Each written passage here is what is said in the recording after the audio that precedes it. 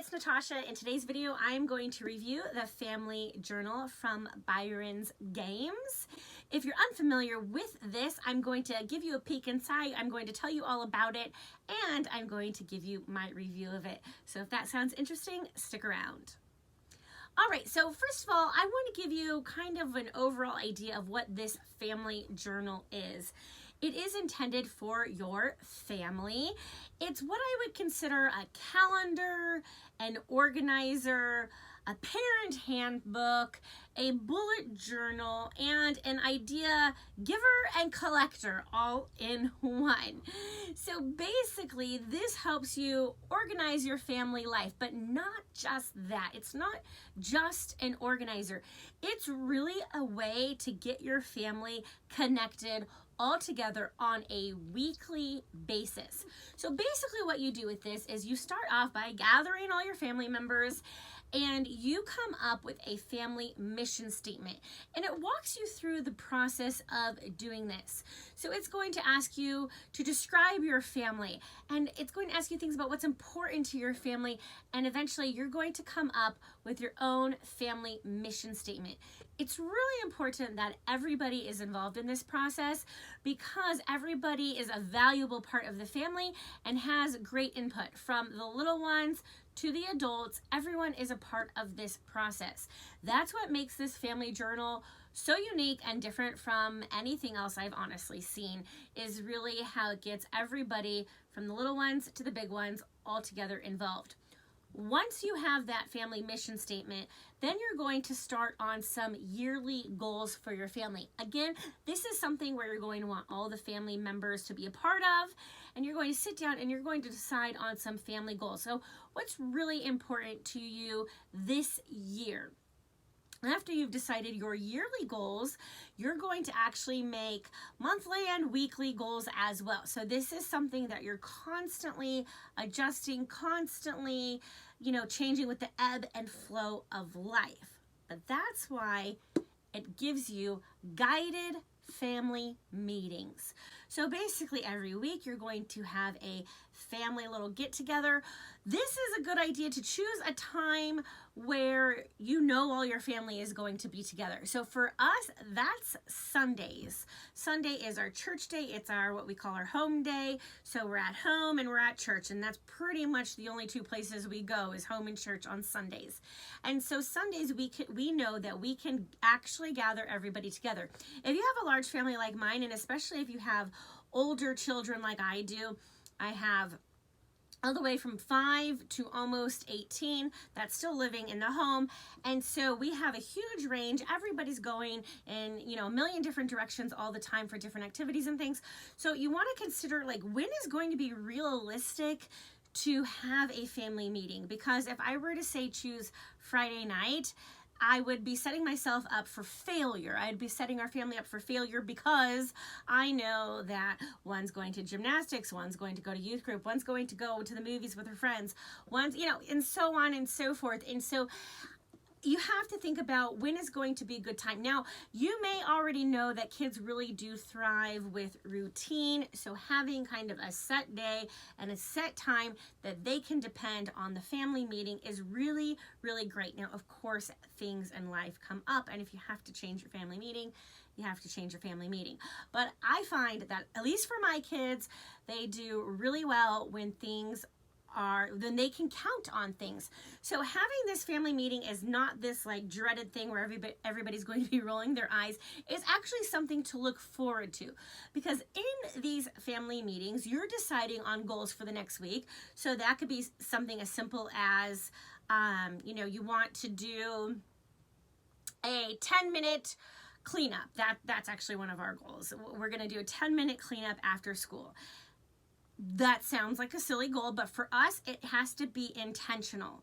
So it's whatever you want to be intentional about that month or that week or that year. Whatever you want to be intentional about, put it down on the paper, discuss it so everybody's on the same page, and make sure that you make these things a priority. So not only that, but then what action steps do you need to take to meet those goals? And how can all of the family members support the other family members in meeting their goals. For our goal of having a 10-minute reset after school, it sounds silly, but I literally wrote down, just do it. That's part of our action steps, to just do it, right? But before that, also, another part of how we can support each other in that is for everybody to kind of choose a job that they're going to do during that 10-minute reset. Otherwise, you know what happens? Everybody runs around and nothing gets accomplished. So it's just thinking these things through, the logical steps of what do we need to see happen to make this goal a reality. And that's what this leads you to, but that's not it. It's not just all about goals. I know I made it sound like it's all about goals, but it's not. It is so much more. So there's obviously a calendar, so you can record all of your activities. And so what I like to do is things that are super important to me, even for my homeschool, I have to plan them in. Okay, because if I just say, okay, we're going to do universal yums this month, guess what happens? We don't do universal yums because I forget about it or we get busy. I have to schedule these things in so that way I can look at the calendar and say, oh yeah, we're supposed to do universal yums today, ding, ding, ding, ding, ding, and I can go pull it out. So I find it for that to be able to see it laid out and for me to be able to kind of glance at the month and see, okay, where do we have some kind of lighter days where I can plug in some of those important things that I would really like to do but somehow don't get to. Those I literally put down on paper because then I will be much more likely to do them. For example, in March, I have Poetry Tea Time written in on St. Patrick's Day. To me, when I saw my monthly view of March, I thought, oh, not only is St. Patrick's Day, and I'm thinking of all the fun green foods we can make, but it also falls in our spring break. Perfect. Poetry Tea Time. And so that's kind of how I look at it and can gauge what we have time to do. Now, I don't put every single thing that we do because we are a large and busy family. And so if I wrote every single thing down that we would do, I would not have enough room. But what I put on the calendar in here is the not regular things, if that makes sense. So I'm putting all of the things that are different from this month to next month. So I'm not putting in gymnastics class and church and youth group and things like that that are going to be every single week is the exact same thing.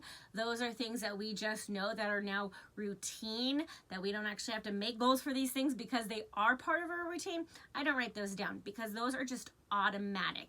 But it's anything that's not quite automatic that I'm going to write down on our calendar. Not only that, so it's got all the goal making and the calendar making, it has reflection also. So every month, every week, actually, you are reflecting on how last week went. Did you meet your goals? What happened last week? Did you get thrown a curveball?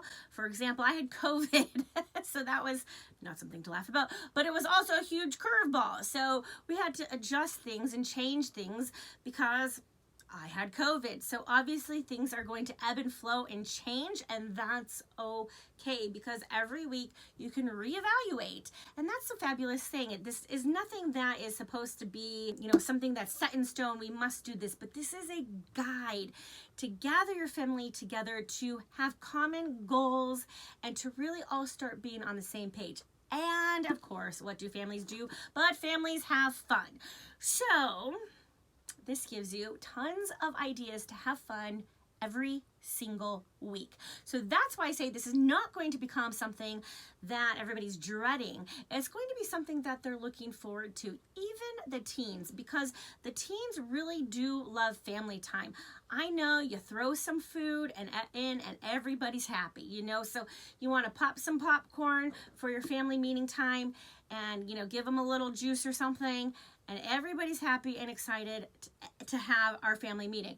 But then they also know that they're going to have some activity to look forward to too. So not only does this encourage you to plan an outing, which it can be an inning.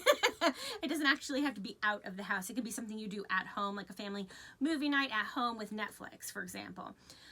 But it encourages you to plan an outing, they call it, every single month, so that you are really being intentional with your family time. But in addition, every week, it gives you an idea for something you can do together.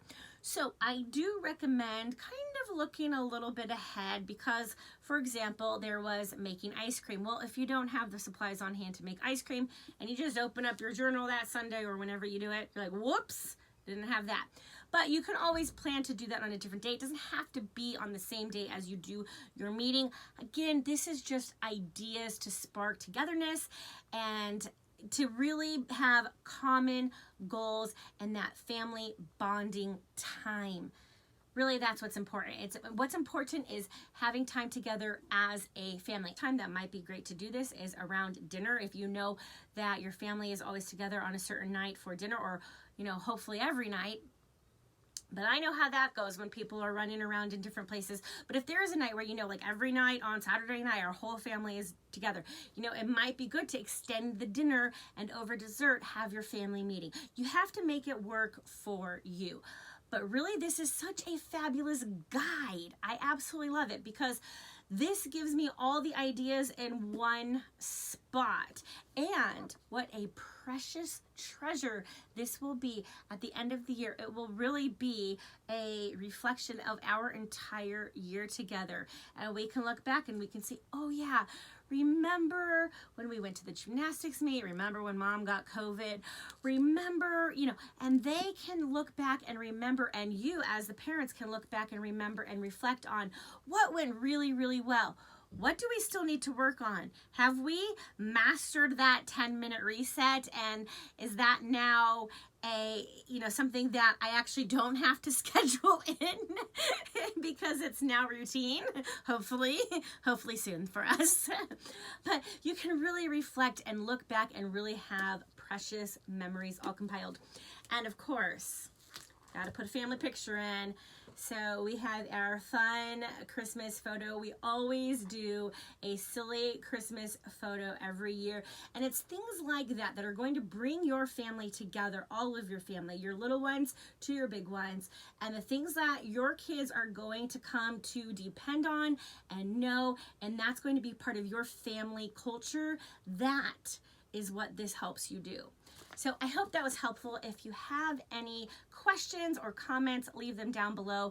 Don't forget to check out the Family Journal. I will leave a link to it below as well. And make sure to check out the Homeschool Review Crew, where you will find lots of reviews for the Family Journal and also a super fun game. So go check out all of those reviews too, because there's lots of families who've been reviewing products from Byron's Games. It's a great company. I think you will really enjoy them. So thank you again for watching. And as always, make sure to give this video a thumbs up and don't forget to subscribe if you love all things homeschool.